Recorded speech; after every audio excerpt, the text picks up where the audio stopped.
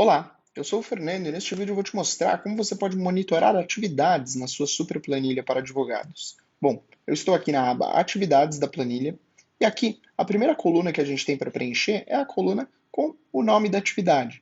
E aqui eu recomendo que você sempre escreva os nomes das atividades começando com o verbo.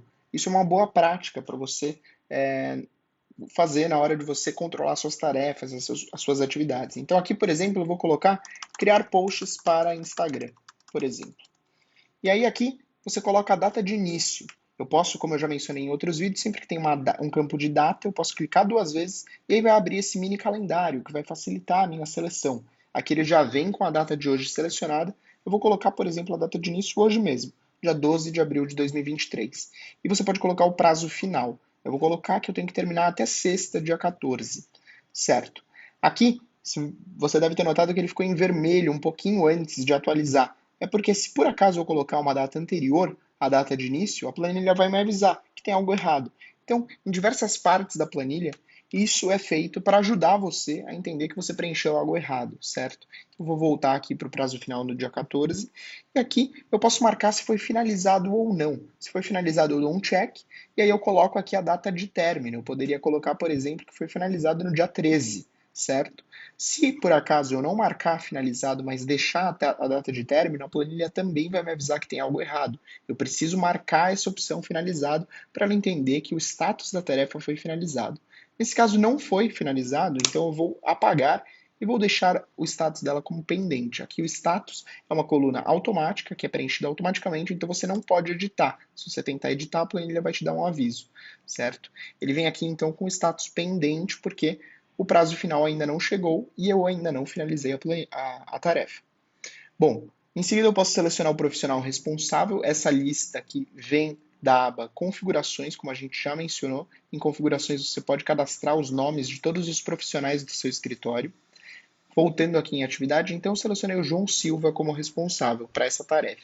E aqui eu posso selecionar informações do cliente para qual essa tarefa está relacionada, se for o caso, né? Nesse caso, eu estou com uma atividade de criar posts para Instagram. Isso não tem a ver com nenhum cliente. Mas se eu tivesse, por exemplo, uma tarefa para enviar contrato, por exemplo, que foi do dia 3 de abril até o dia 7 de abril, nesse caso, como dia 7 de abril já passou, ele me mostra que a tarefa está atrasada, só que eu vou marcar que eu terminei no dia 6 de abril.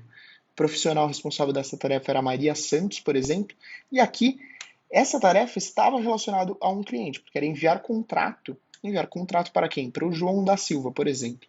E aqui a planilha puxa automaticamente a foto e o link para esse cliente na aba Clientes. Então, se eu clicar aqui, ele já vem direto para a aba Clientes com esse cliente selecionado aqui para facilitar a minha navegação, se eu quiser conferir alguma informação sobre esse cliente.